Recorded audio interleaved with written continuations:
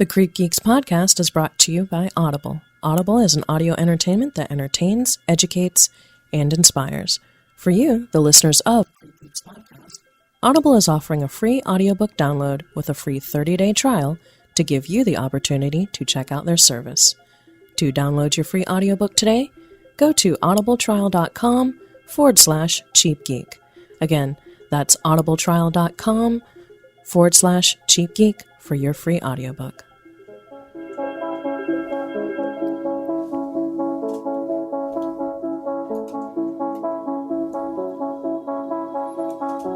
You're listening to CreepGeeks Podcast.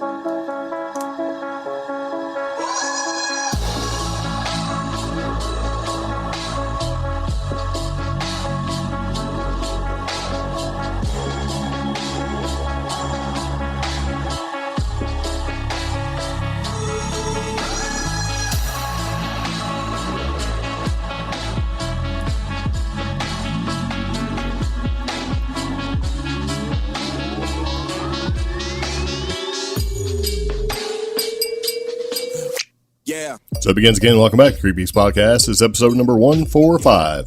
Carolina Paracon recap, swimming Bigfoot, and Chicago Mothman sighting.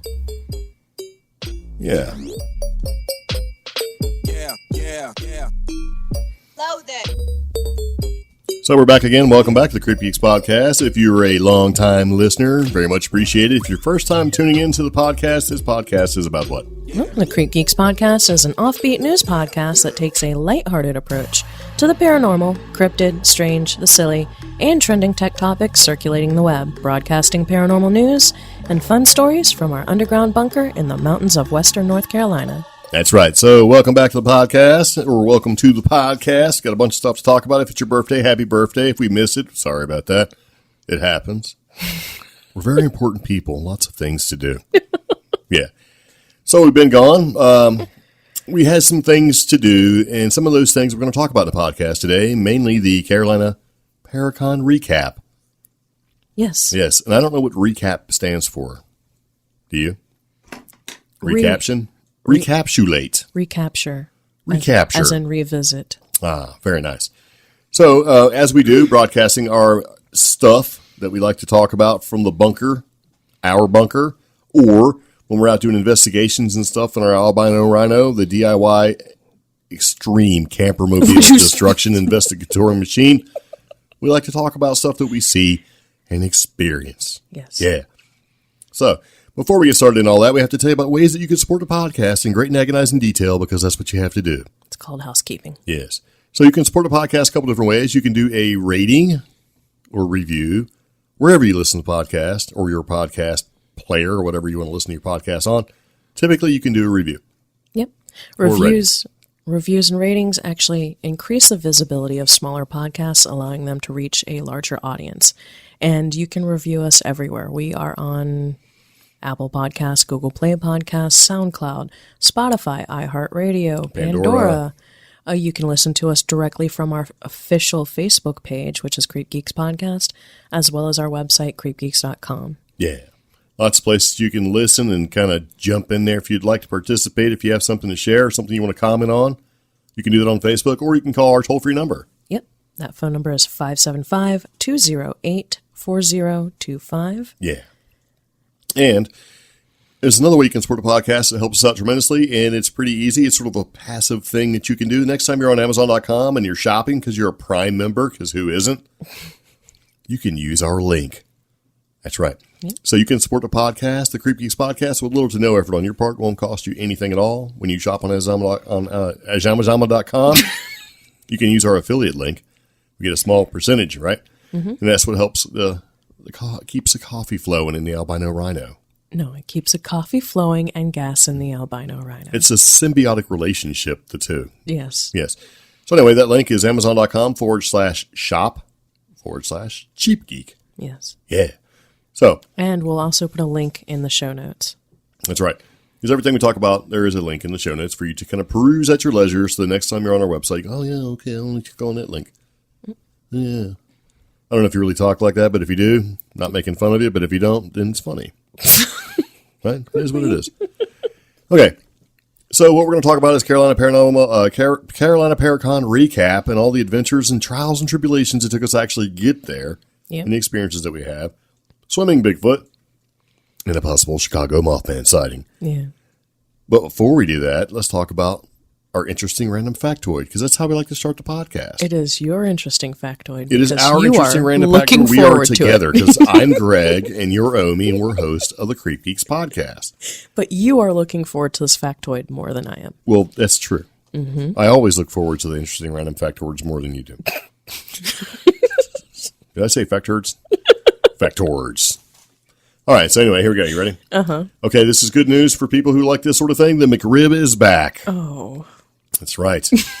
Delicious, delicious McRib. You know what I'm talking about, right? Yes. The McRib sandwich. You can mark your calendars because the McRib is back. It's already out, so you don't really have to mark them too much. But we do have some very important information to go along with this McRib story. So be sure to listen to the end of the entire podcast. So, no, we're not going to do that. It's like those, when you're on, like, I don't know, Facebook, for example, and you see a story, and you're like, ooh, and you click it, and it's like, it has like 3 sentences, then you have to go to the next page. Mm-hmm.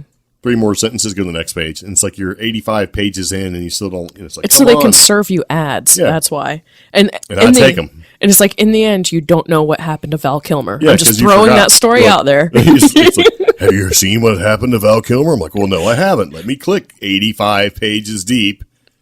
Still don't know what happened to him. Yeah. Because by then you get distracted with something else. But anyway, so McRib sandwich is back, and there's a catch. Oh. Yes, 'tis the season to be saucy. The iconic McRib is making its return after almost a year of absence. Okay. Just so you know, the McDonald's McRib came out in 1981. So did I. Yes, and the saucy sandwich is coming back October 9th. Yeah. Okay. Mark your calendars. Okay, so it says we're always listening to our customers, and we know the McRib has some of the most loyal fans, says Chef Chad Schaefer. That's a tongue twister. Chef Chad. No, his title, Senior Director of Culinary Innovation and Commercialization at McDonald's USA, is a title. No, his name. That's a tongue tag. Chef Chad Schaefer. Chef Chad Schaefer. Like, Chef Chad. Chef Chad. Anyway, yeah. The sandwich will be available at about 10,000 stores or more, and it's only for a limited time. A strategic move for the Golden Arches, because this is what they do. Yeah. Yes, because they make the exclusive products only available for short periods of time for incentive purposes. In other words, like, oh my God, I'm not going to be able to get a McChicken. Yeah. Or a McShad, whatever, right? So the McRib is only be available for a short period of time. So if you don't hurry up and act now, you'll have to wait another year. Let me describe the McRib to you. Oh, gosh. Okay. It's a seasoned boneless pork, slathered in tangy barbecue sauce and topped with slithered onions and tart pickles. Yeah. It's good, right? I don't like the onions. That's my only slithered complaint onions about it. Or slathered barbecue sauce. But here's the thing. Tart pickles. The slivered onions, which are in the description and in this photo, which you guys can look at because the link will be in the show notes, those aren't on the ones we've had. Yes, they are. No, I get the little stupid chopped up ones. I have been eating McRib sandwiches since you were born. No, last year when we got the McRib from that one McDonald's location. Had onions on it. It had the little choppy ones. Those were the gross ones. Those were wrong. They're supposed to be slithered onions. I know. And I got upset. And then, like, literally a week later, we decided to get another one, and the same thing happened. Well, look, that was in New Mexico. Yeah. You know, hey, having lived in New Mexico, things are kind of screwed up there sometimes, and they were just, jerking around with the McRib. Anyway. But I will say the number of stores it seems to be available at seems to keep going down. Well, you don't know. I don't know. No, you don't know. But I'll tell you how you can find out for sure. Yeah. There is a McRib finder. Oh. Yes. If you want to know what it is, you can go to mcdfinder.com / and then hashtag and then / and it says find your nearest McRib. So you can enter in your zip code and you can do a search for the McRib. Okay. And when you find it, go and buy 2 and you'll be good. Good for the year. So that was very important. So speaking of sin, this is the next interesting random factoid. Hey, just roll with it, man. Okay. I need you to point out some silly stuff when we're doing this. Because, hey, McRib super tasty. After you go get your McRib, feeling kind of, dirty about yourself with all the little sinful barbecue sauce and stuff all over you. A little sinful. Yeah, you might as well jump on a roller coaster because they were invented to distract Americans from sin. Okay. That's right. That needs some explanation. Yes. And that's exactly what I'm going to be doing. But before we do that, did you know that in the Philippines, McDonald's serves spaghetti? What? There you go. Oh, man. It comes with a beef tomato sauce and a piece of McDo fried chicken. That's chicken parmesan almost. No, it's not, because it has a beef tomato sauce and a piece of McDo chicken. But it's got McDo chicken. So chicken, spaghetti sauce, and noodles is almost ghetto parmesan. It is not. It's eating spaghetti with a piece of chicken. Don't be making stuff up. Let's not make this any more than what it really is. Did you know that? Yeah. Anyway, I thought that was a pretty good thing to know about the, Okay, but so this gentleman was tired of people living in sin, and he wanted to create something where people would not be living in sin to distract them. See what he did? Mm-hmm. Created a roller coaster. Oh. That's right. Because where he lived and where he liked to go was in New York, and it was pretty close to the Coney Island. Yeah. Which was all, filled with like brothels. Oh. And bars and stuff. Yeah. And so he figured if he created some sort of event or something and he put it at Coney Island, basically, that people would be more likely to do that than go to a brothel or get drunk.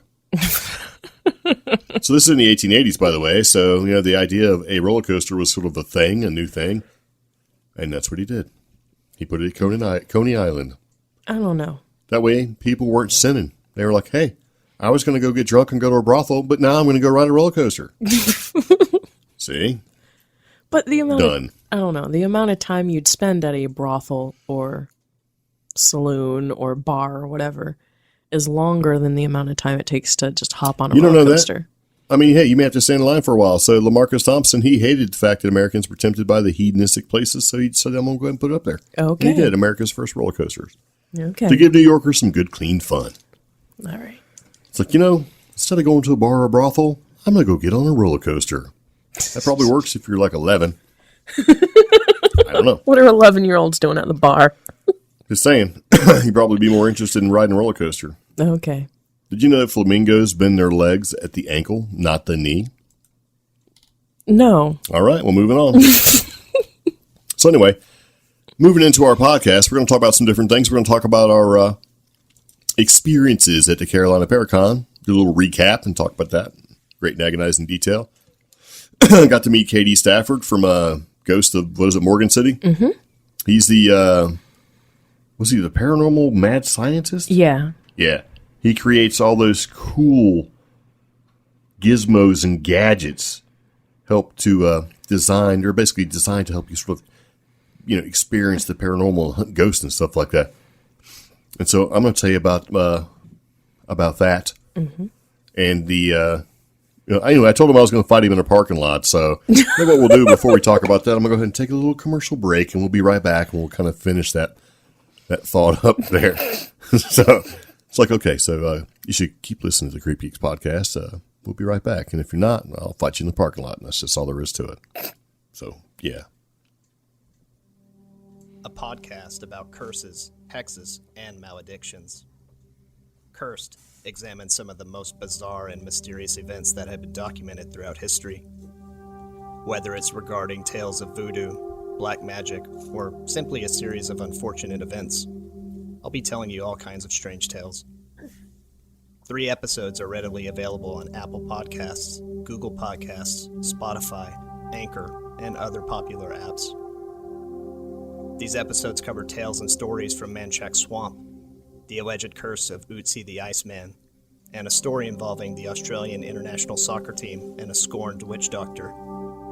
You can find out more about the show by visiting curse.com. That's C-V like voodoo, R-S-E-D.com. You can also follow the show on Twitter, Facebook, and Instagram at Cursed Podcast. Again, that's C-V like voodoo, R-S-E-D podcast. Hope to see you around. Thanks for listening. So going to Paracon was a little bit of an ordeal. Yes. So we got up really early, and we left. Right? Yeah. To drive the 100 and whatever it was miles, 2 hours and 26-minute trip And we did to have Saluda Shoals, Columbia, South Carolina. Did have to wake up pretty early. So Yeah. So anyway, yeah, whatever. That's the cost of doing business. yeah. So we left and we got on the road. And the first thing we ran into was road construction. Single lane road construction on a back road. How many times? Three? Yeah. 3 different times. We pull up and there's a dude standing there with the stop sign and a walkie-talkie and a cigarette. Just waiting. So we're like, why is this taking so long? All we got to do is flip the sign and we can go. Yeah. But no, they have this stupid pace truck thing where they have to like pull up, turn around, and then guide you across the one lane to the other side, kind of a thing. Yeah. Oh, remember the Prius that was in front of us, or like one more in front? Yeah, And it was one of the most unusual things I've ever seen. A Prius was in a hurry. and he was on that He was like, "Come on, pace I have got truck's to go." butt. Yeah. Yep. So that happened 3 times, put us behind by a good 25 plus minutes, and then we moved on down the road. We have to pass through a small town. Not a big deal. Well, we popped up in the small town, and where we popped up at, according to the GPS, which was malfunctioning or something, it was just really slow to update. It popped us up in the middle of a bike race. That was about to start. Yeah. Yeah. All these people with their helmets and the little clickety shoes and everything Their were all GoPros. getting ready to go. Yeah. They're all lined up. And so it became a little bit of a standoff between the Albino Rhino, our camper van, our Ram Pro Master, with a bull bar on the front, just so you know. Some dude standing there with a whistle, and all these bike guys. So A lot of them. yeah, there was a lot of bike guys. So we're sitting there kind of looking, and the guy's just looking at us. And so I didn't realize this, and Omi brought this up. It's entirely possible that as loud as we are, he probably heard us. I was like, what's he doing? Why is he standing there? Is he going to tell us where to go or what? So anyway, he pointed to the right, which was his left, which is an unusual but an unnecessary detail. And we went.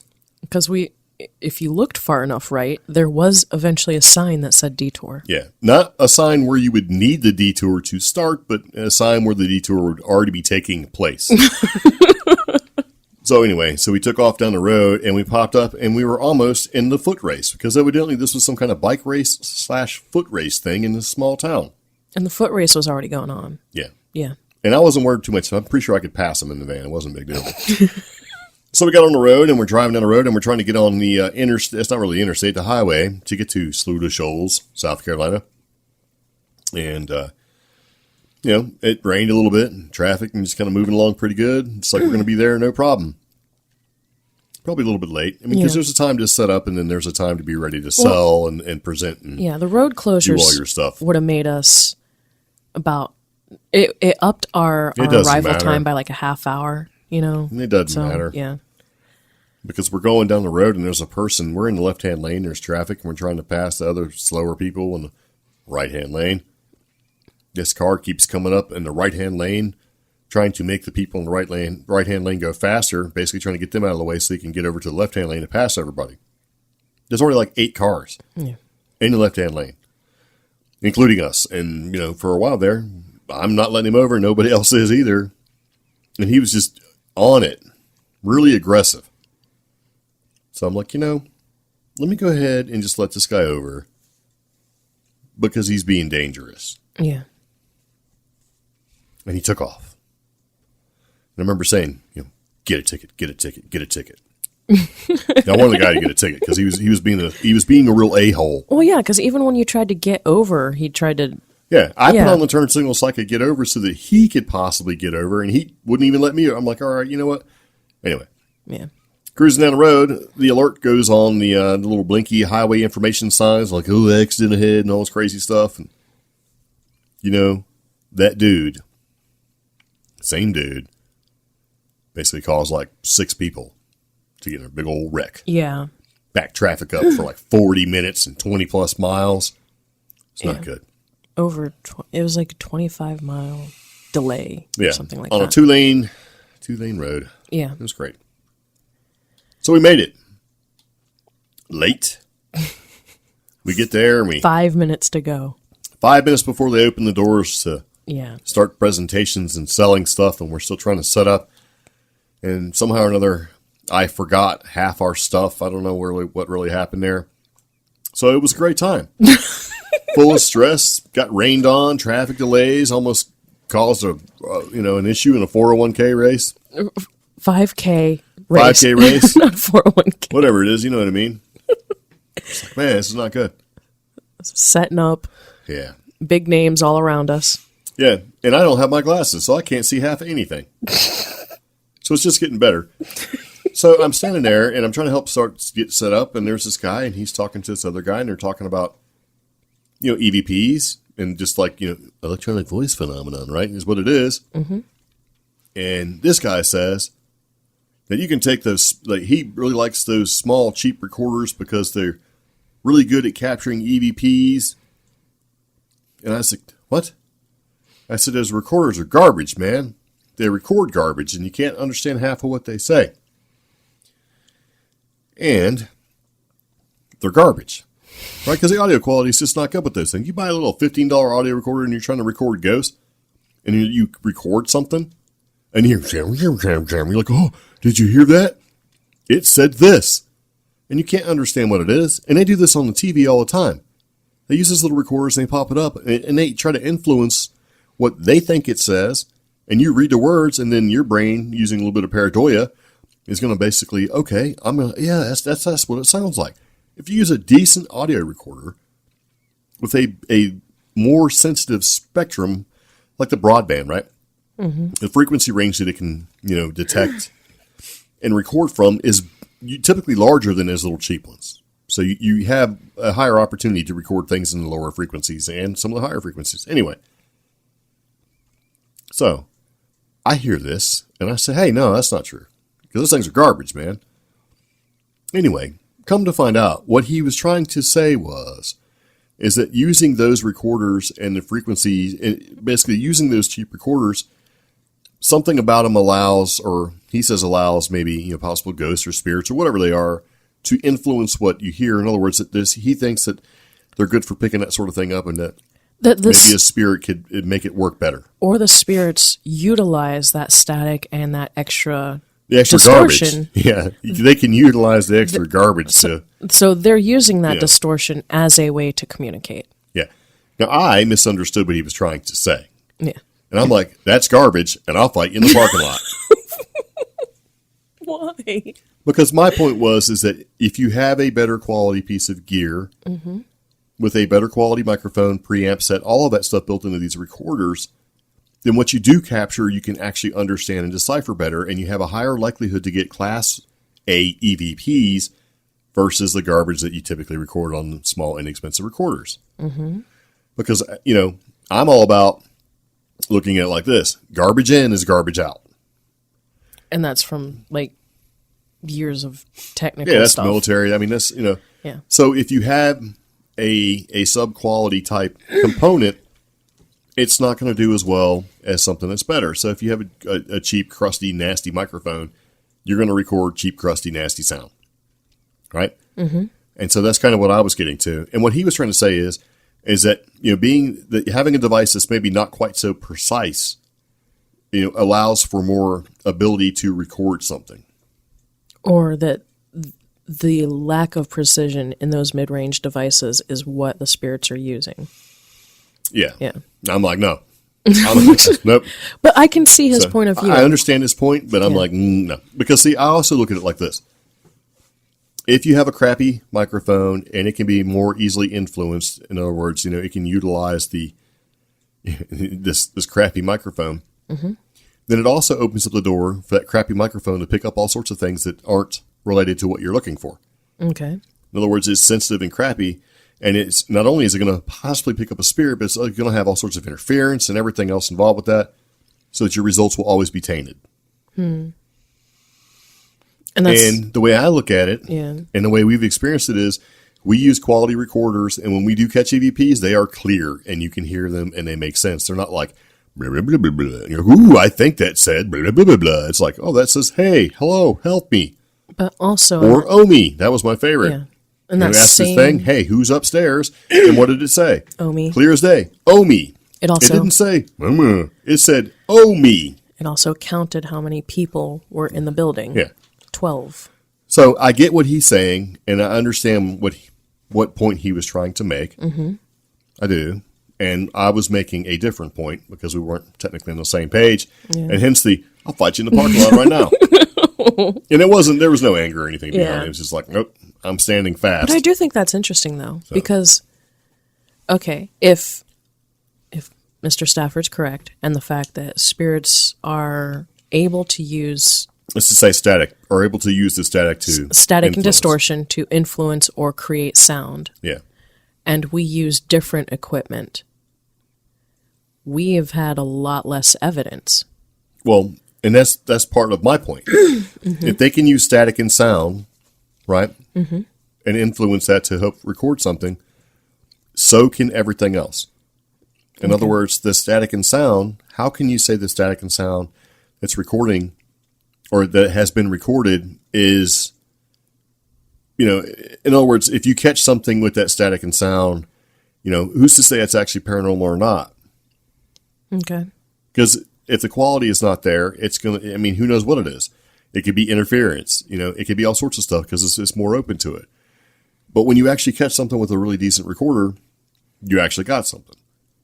So there's merits to both sides of this. If it's not quite so precise, right, then the door is opened up to be able to get something. It's kind of like, I kind of look at it like this. If you have a car stereo and you're going down the road and your radio station you're trying to listen to is 98.7 mm-hmm. and you're locked in, it sounds great. Yeah. Right. And you may have the tuner built into that station be very, very precise. So if you're at 98.5, you don't get anything. Okay. If you're at 98.3, you don't get anything. If you're at 98.7, it's locked in, it's great. Right? Yeah. So if you have a really precise sort of audio recorder and you're at 98.7, you're going to grab something. It's going to be great. But if you're at 98.5 and you can't hear it at all because of the way it's set up, then you may miss something that's trying to utilize the best it can to communicate with you. So in other words, having the ability to be a little bit more loosey-goosey when it comes to your precise tunage there, you may be missing something that's coming in on the fringe. So are we missing evidence? No. Okay. Because honestly, who knows? We don't know if we're missing evidence or not because we're not seeing it, but mm-hmm. the stuff that we get is clear. And so when we hear it. Mm-hmm. So who's to say, so I can't say that something coming through the static is paranormal versus just static and something that's coming through is just caused by interference because of a lack of fine tunage. I don't know. But it's valid arguments on both sides of that sort of thing. And when you're talking about frequencies and spectrums and all that sort of thing, the trick would be to see if what you hear has been repeated later on in the spectrum, if you will, in a harmonic spectrum. Because if you hear a noise in one place, it should repeat itself somewhere else, and anyway, not to go too deep into it, but you should be able to see it as it falls throughout the harmonic spectrum. So basically 2 different points, but the offer of the parking lot was made. Yes. It's like, nope, I disagree, and I'll fight you in the parking lot. Which is not going to happen. Yeah, no, I wouldn't like that. He understood, but you know what? I probably would have. Let's go. Check it out. But anyway. But then I got to speak to Ms. Stafford, and it was great to actually talk to somebody who knew a lot about history, or parahistory. They call it parahistory. Ooh, parahistory. Yeah, which I thought was cool because I like paranatural. I like that term, so to hear parahistory was just as cool. And we both talked a lot about the red-haired giants. Yes. Yes, which we talked about on an earlier podcast episode. Yes. Yeah, so I gave her a couple of little leads on New Mexico red-haired giants. And I really like just talking to her. Extra fingers, dual row teeth and all. Yeah. And then the people next to us, I think it was the South Carolina Paranormal Investigation Team. No, you talking about Twisted Paranormal? No. You got to talk to them. Oh, yeah. I talked to those guys in great and agonizing detail. South Carolina Paranormal Team, she stopped by our booth a couple of times. Oh, yeah. She was really sweet, and she loved my earrings. So I felt really good about that. So... So yeah, it was fun. Everyone. It was great people. Yeah, I really enjoyed talking to Well, I mean, I enjoyed talking to everybody, but I really enjoyed sort of, arguing a little bit with with Katie there. But, it was a good thing. It was all about fun. And we also did find some common ground with a couple different things, and the idea that Bigfoot is a ghost. Yeah. I kind of thought, because that was one of the conversation pieces that came up with somebody who had walked up and was talking about, what do you think about that? And he was, and Katie was saying, there is the possibility that, Bigfoot may be paranormal. And, I said, Bigfoot's a ghost. Because it kind of makes sense. Yeah. And, and he kind of, pinged off of that too. And it worked out pretty good because it was just sort of I like conversations like that where it's like, okay, because some people say no, Bigfoot.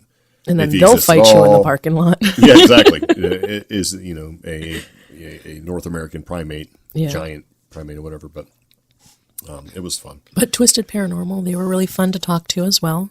We were really excited to see them because they're pretty active out there.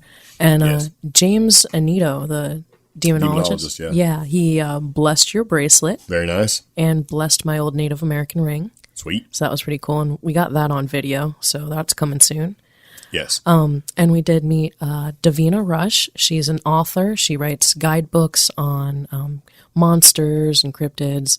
She also writes guidebooks and just helpful stuff for people who want to be writers. So it was really nice to finally meet her. Yes. Yep. And we met one more person. Well, actually, we met a couple different people. Yeah, but, well, we did. yeah.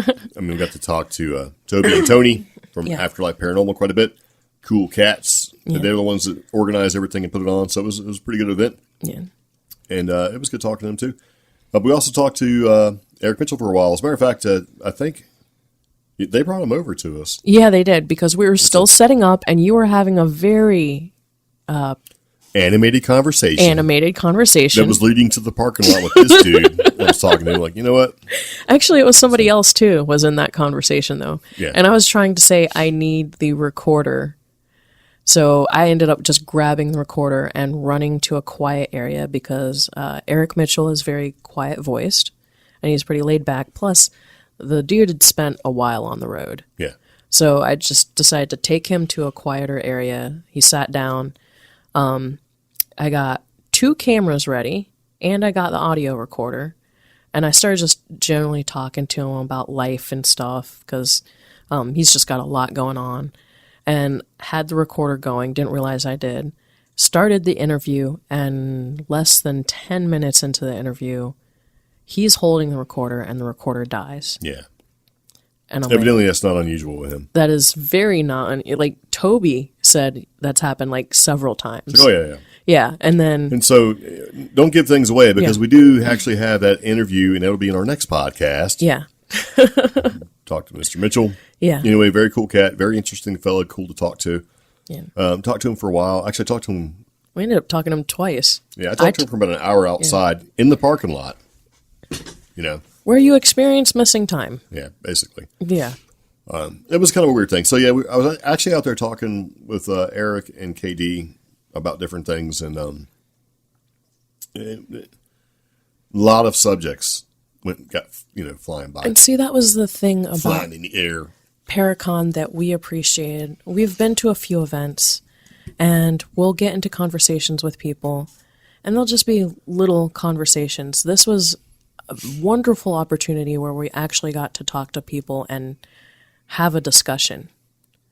And people were open and welcoming and wanted to talk to you. And I appreciate that. That's something we haven't had very often. I think the only other place was CryptidCon. Yeah. So, I mean, it was good. Yeah. I mean, some of the subjects were, Bigfoot's a ghost to torial energy. Oh, I had a conversation with somebody who stopped by our booth about sleep paralysis. Yeah.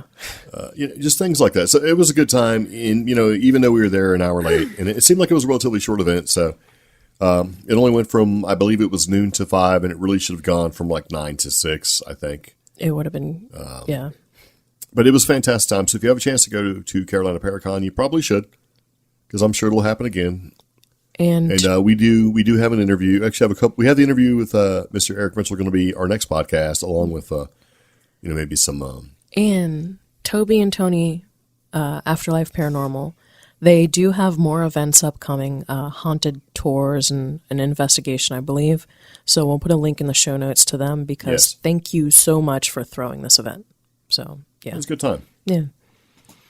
And the cool thing is we met some friends. You know, it's going to be fun because we're definitely going to reach out to people we talk to. And I was talking to Eric. He's like, man, wish we had another day. And I'm like, yeah, it'd be pretty cool. But anyway, I know our paths will cross again, so it'll be a good time. And pretty much he said, give him a call. Yeah. And so we may do another interview. And same thing with Staffords as well. They were very cool cats. Yeah. It was a good time. So I'm sure we'll see some of these people again. So I hope anyway, so we had a wonderful time at the Paracon. It was a little short. We almost got killed. You know, almost wrecked a little town's festivities. But, you know, I don't know. It was just kind of a strange thing. It seemed like, and rain. I forgot. On the way back, when you were sleeping in the car, it was just terrible rain. It was just like and it was that greasy East Coast rain. Yeah. That kind of, well, no, because it's that greasy dirtbag rain. Because it sticks to the windshield, and I don't understand why. It's not because it's too cold. It's not because it's too, well, it is humid, but. I think, I don't know. It was uncomfortable. It was weird. We had to stop like twice, right? Yeah. Yeah. Well, and terrible coffee. So, yeah. So, yeah. I know, and everybody's like, I don't care. I know, right? I don't care. Whatever. So, but no, we did meet some nice people. We did meet some relatively famous people as well. It was good. We got a chance to talk to them, and looking forward to what the future brings as far as that. So. Very nice. Okay. So anyway, moving along with the podcast, because this podcast is probably not going to be as long as what you're normally used to, but that's okay. It's okay. Oh, did I mention I feel like I'm getting a cold since going to Paracon? Well, we got a lot more to do. So. I know. Okay. Anyway, who cares about all that? Let's move into this. Did you know that Bigfoots can swim? Well, that would make sense. It would make sense, but have you ever actually thought about it? No. Yeah, me either. So when I seen this article on Mysterious Universe, I'm like, wait a minute. And this is by Nick Redfern, who we hope to meet one day. I like reading his articles. And he came out in September, and I came across it when I was, doing my normal checking things out on the internet. And it's like, Bigfoots can swim. Mm-hmm. It's like, okay. And then so I started reading some things. I never really gave it much thought before. And there's been sightings, or alleged sightings, where, you'll see possibly Bigfoot, Sasquatch, skunk ape, something like that, standing along the side of a riverbank or whatever. Yeah. But you never really see or hear anything about them being in the water actively swimming. Right? Yeah. But, there's a number of cases on record in which Bigfoot creatures have been seen swimming in waters, lakes, and rivers. And they may very well be quite skilled swimmers. And like the North American Wood Ape Conservancy says, swimming must be examined alongside the terrestrial gait of the wood ape, since it appears an important means of locomotion throughout the range of the species in North America, especially on the East Coast. Or West Coast. West Coast. And circumstantial evidence, such as reports of the presence of wood apes in small islands off the coast of British Columbia, have suggested that they swim. So I was like, okay, that doesn't make much sense. But then the more you start to think about it, the more it actually does make sense. Because and we'll kind of go into this in a second. Like there was a story in the 1830s where around Fish Lake in Indiana, a 4-foot-tall wild child, right? Yeah. That's what they used to call these things: wild men, wild women, wild children, that kind of thing. Was like kind of loitering around the lake and swimming in the lake. And a fisherman casting his net. This is in 1967. He's in the Delta, or on the Delta of the Nooksack River in Washington State. Said he felt something. I can't say it's like Nooksack. Yeah. Yeah. Said he felt something tug on his net, and a moment later he basically was dragging his net upstream. And so when he shined his flashlight at the thief, he saw a hairy hominid in the river hauling in the net. Huh. Yeah. And there's another case where this is from the website Today in Bigfoot History. They say that William Drexler's campsite overlooked this place called Phantom Ship Island. And he had just finished his sausage and egg biscuit and was smoking his morning pipe when he was basically looking over Crater Lake, and that's when he noticed something moving on Phantom Ship Island. Huh. And they call it that because when it gets all foggy, it looks like a ghost ship. Oh. So, yeah. And so Drexler got out his binoculars, and it took him a minute or two to, kind of get a good bead on the moving figure. And what he saw was a brownish gray Bigfoot, obviously soaking wet, stretching out on some rocks near the water's edge. And here's what I thought was funny. The creature was luxuriated. I don't know what that means.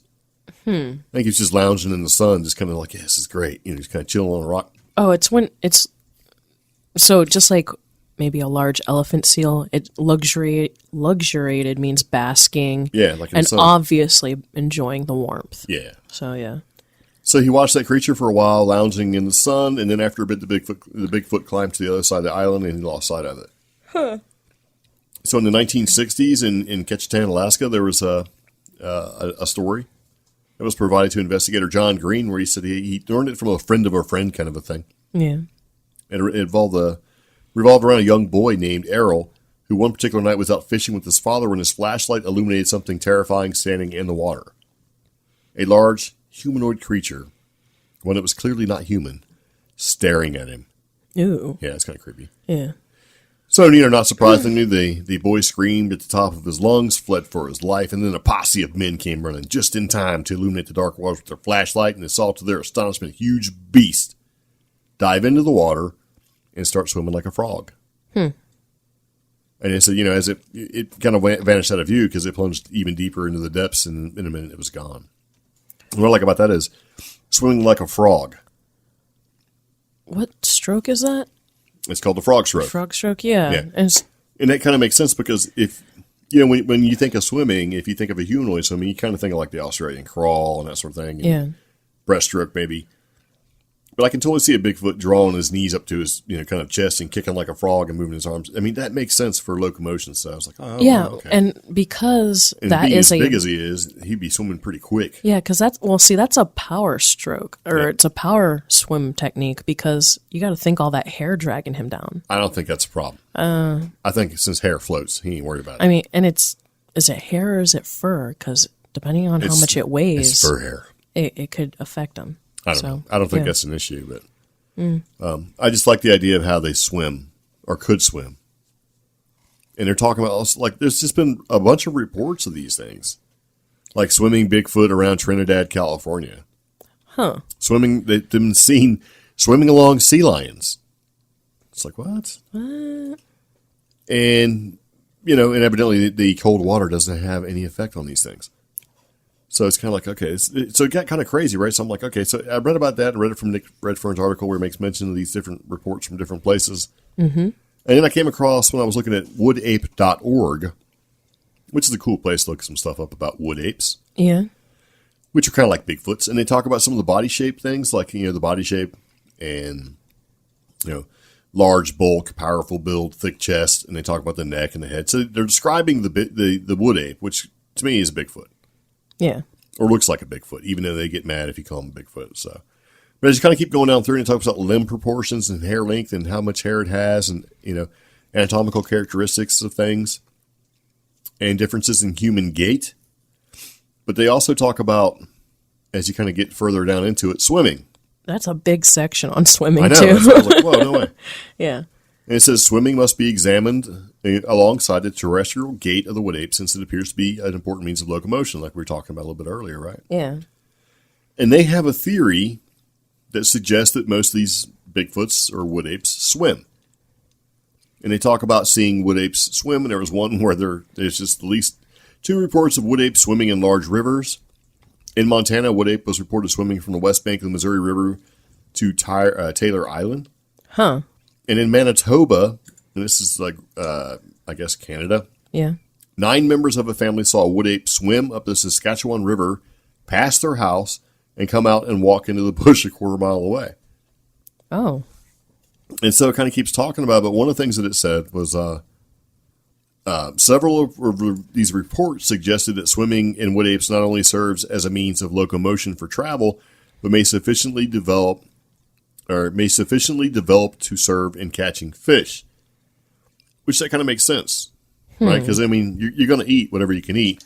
And it kind of goes into, what does a Sasquatch eat? It's probably whatever he wants. But one of the things that was also brought up that I paid attention to and I looked at is that there's a theory that these things, well, if they're close to waterways, which most of them appear to be, they'll use that waterway as a means of travel.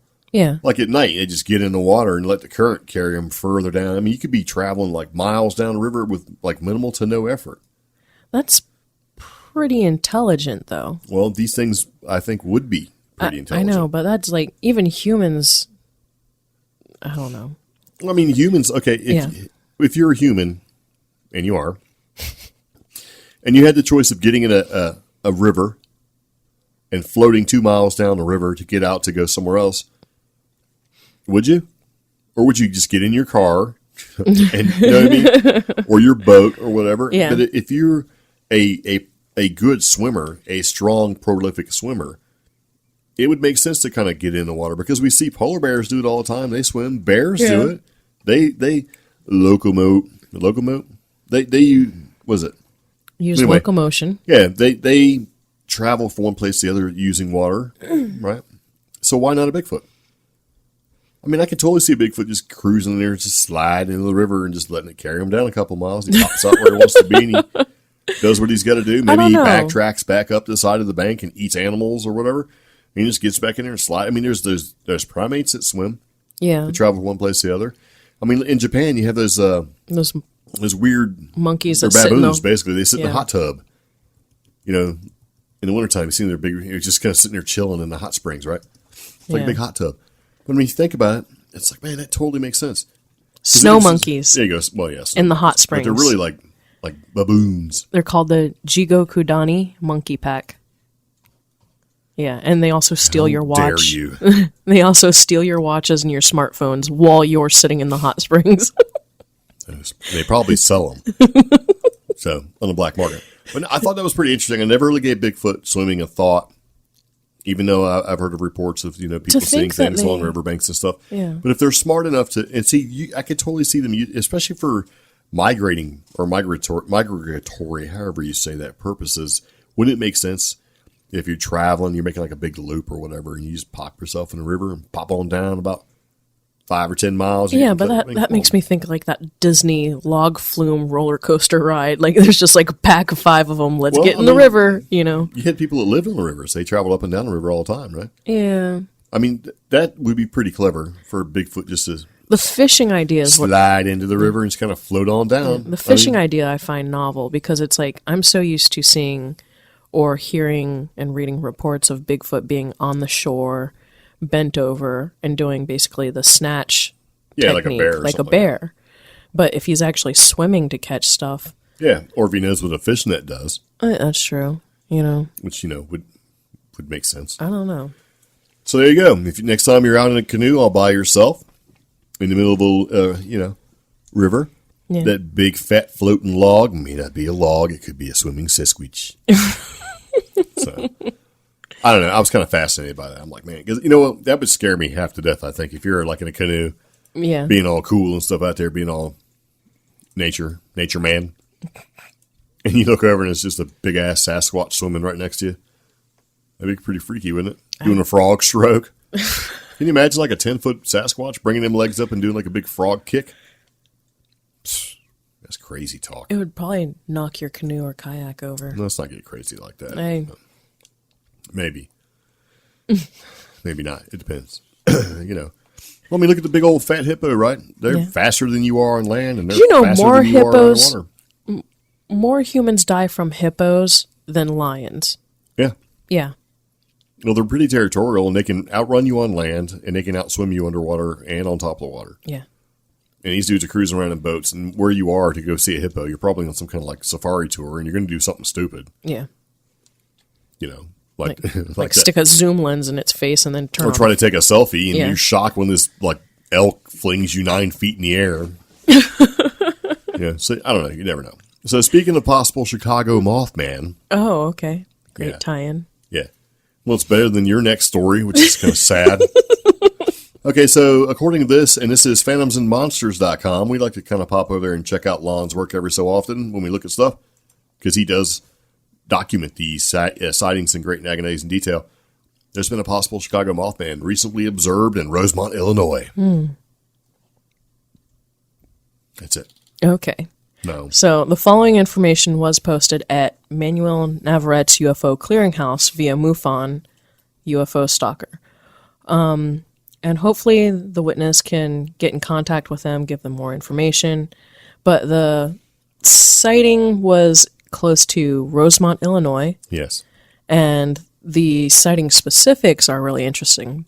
The distance, 21 to 100 feet. Altitude, landed. Duration, 30 seconds.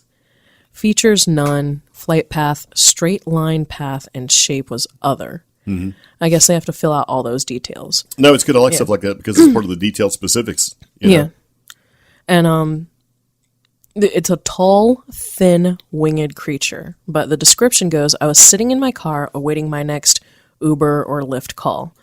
I was parked on the side of the road near Toll Booth Plaza 31. It is a spot many drivers share. Drivers like to park to be close to the O'Hare terminals, which allow us to pick up rides from the airport. As I was sitting there, fiddling around my car, I saw something walk out of the trees. It was a tall creature, about 6 to 7 feet tall and kind of hunched over.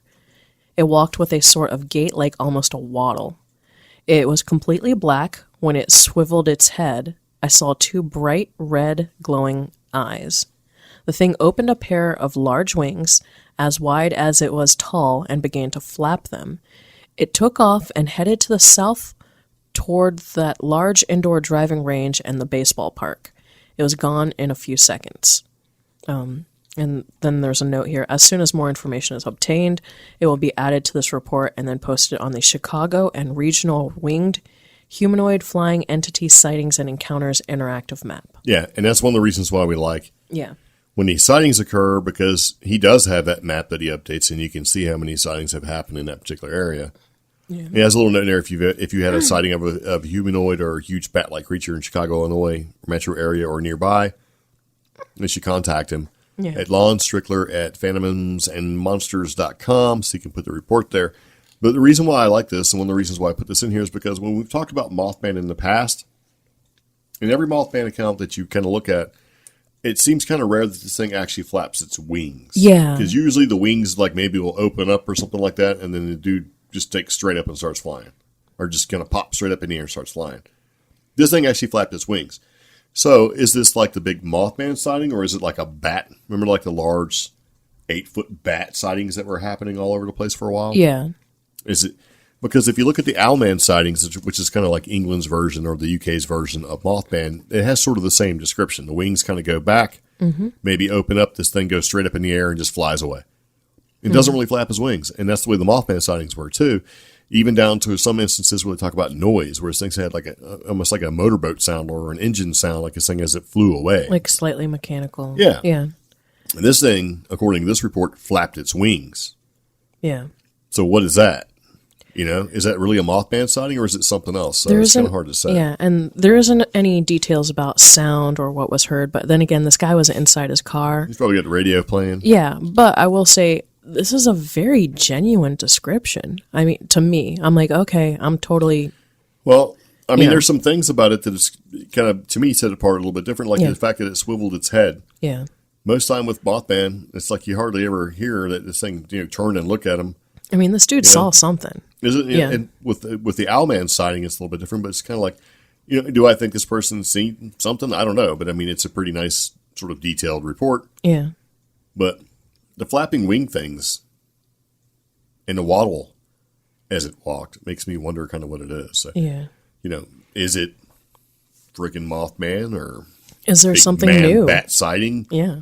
Or something like that. Who knows? But I just thought it was pretty interesting to put in there.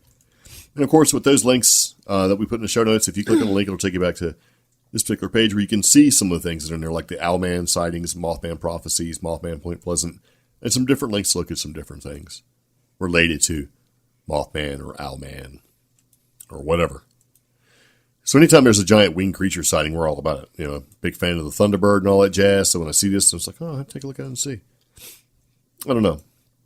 It swiveled its head. Never heard that before. I mean, you hear where it's like it turns its whole body to look. Yeah. This thing swiveled its head, 2 big bright eyes, opened up a large pair of wings as wide as it was tall, and began to flap them. Weird. Yeah. I don't know. I don't know. It's an interesting report. It is set apart differently than the other reports we're familiar with about Mothman, but it's a very genuine report. So, Well, from what we see. Yeah. I mean, who knows To if me, these things are you really know. genuine. I mean, it doesn't seem like, I don't know.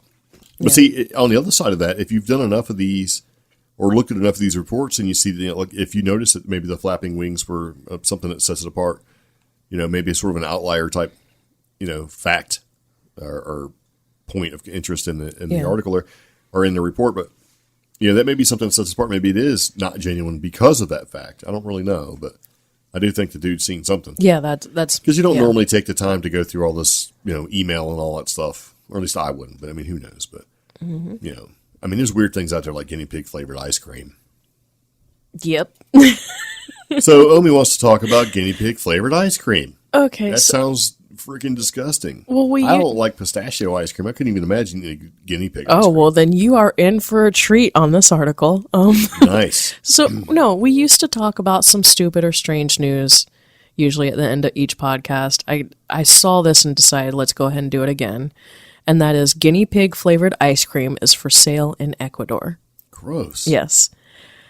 It's a real ice cream flavor, guinea pig. And anyone who thinks of guinea pigs as pets, cute, squishy, squeaking bundles of fur might want to skip this article. Well, I mean, they still are food, and they They were are. food. I mean, they're typically in Ecuador, they're cooked with salt and served with potatoes and a peanut sauce, kind of like You cook squirrel and other or rodents. like like Chinese dishes that are served in a peanut sauce, and kind of like a stew, basically. Yeah. But- So cuy is what a guinea pig is cuy. known. Yeah. But they have one vendor in Ecuador taking things to another gastronomic level, serving them as a cold dessert. I was suspicious, but it was tasty, said Marlene Franco, a 70-year-old retiree who tried a scoop at a stall next to a highway linking the capital of Quito to the city of Sengoki, I guess? Yeah. The stall owner is Marie del Carmen Pilapana, whose Pilapana? offbeat offerings inspire disbelief and Peña? laughter. I think it's Pilapena. Yeah, I think so. Yeah. But her offerings inspire disbelief and laughter amongst first-time customers. Her operation is small. It consists of 2 tables in an open area, lined with dentist clinics and other businessmen. She does serve her guinea pig ice cream at $1 a cone, and every week about 150 servings of it. She also makes 40 servings of ice cream served with beetles, which are traditionally eaten as a salty snack, as well as a mushroom ice cream. Okay, this is freaking gross. Yeah. I'm not eating any ice cream from this place. Now, her guinea pig ice It's cream... in Ecuador, right? Yeah. Okay, no, I'm not eating any ice cream in Ecuador. So there's actually a slideshow that accompanies this article. She traditionally serves the ice cream. If you want the full guinea pig ice cream experience, it's caramel sauce and rolled in pistachios on a cone. Yep.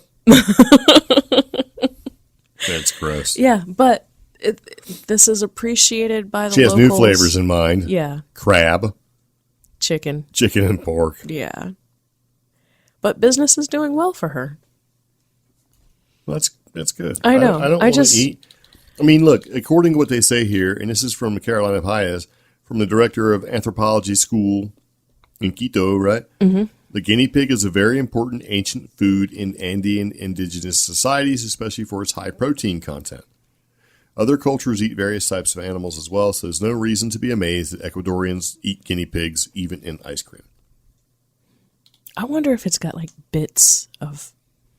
I mean, okay, let's take the word guinea Like pig out. Bits of guinea pig? Yeah, like, and say chicken or pork. Like, if she comes out with the chicken ice cream, is it going to have bits of chicken in it? Or is it going to be like chicken broth was used to make the ice cream? That's what I want to know. I don't know. Yeah. But, also, I'm not a guinea pig fan. Really never have been. So, I just thought it was weird. I mean, guinea pigs are okay. I wouldn't want to eat one. There's better things to eat. Yeah. You know, hot dog. Now, It's probably made out of guinea pig too, actually. Who knows? So, guinea pig flavored ice cream rolled with peanuts or pistachios and served with a sauce. Gross. And there's nothing horrifying in the article link. The link will be in the show notes for this podcast episode. I don't know. I just thought it was weird. It is weird. I mean... You know what else is grosser than that? What? Students at a North Carolina university say their dining hall is serving them undercooked food and broccoli filled with worms. Oh, gosh. Filled with broccoli worms. Where is that at? That's at Wingate University. Complained that the dining hall food was gross. Worms and broccoli, raw chicken. Oh, that's freaking gross. There's a poster of a guinea pig for her ice cream, her little ice cream shop. It's a guinea pig with a srapa on and holding a little ice cream cone. That's gross. Yeah, but that's terrible. What school is it? In Wingate. Wingate University. Yeah. It's in North Carolina. So evidently the dining hall vendor, Aramark Food Service Provider. Oh, that's a big... Yeah. They have to make changes, including additional washing of produce, increasing staff, and hiring a new general manager. Yeah, that's kind of gross. Yeah. Yuck. Oh, students were sharing meals on social media. That's pretty bad. Yeah, it's pretty nasty. Yeah. I mean, if you thought the missized pizza slices from Chuck E. Cheese were bad, imagine broccoli worms. Disgusting. Yeah. Yeah. So anyway, let's talk about what we're going to be doing next. We have an upcoming event we're going to be going to, and that event is called what?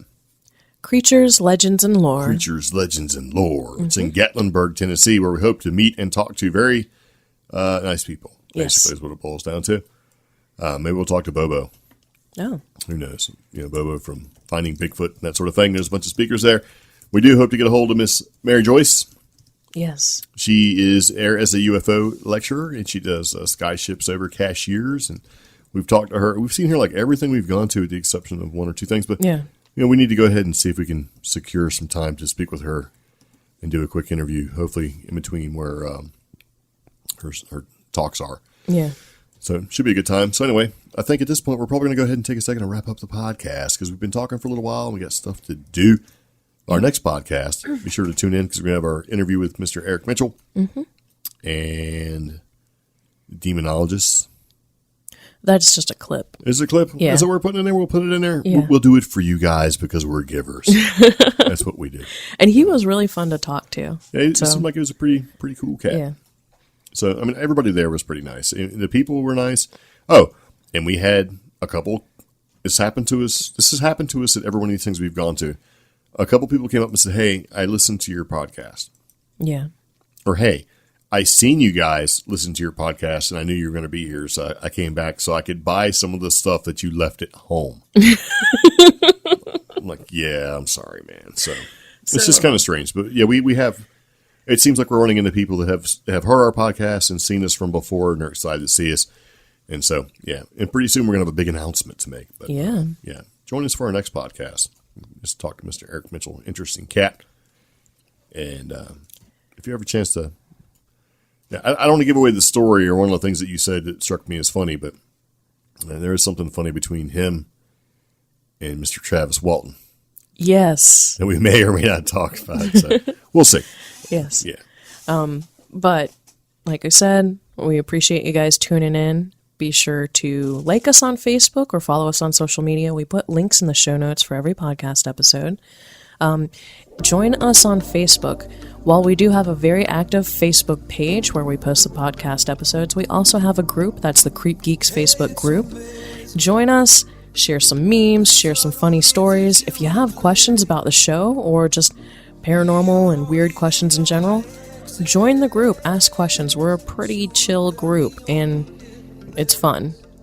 Yes. Yeah. If you need to reach out to either one of us, it's going to be contact@creepgeeks.com, or you can go to creepgeeks.com and click the Contact Us form that I created for our little website, and just shoot us a message. Yeah. Am I missing anything? Nope. So I don't think so. No.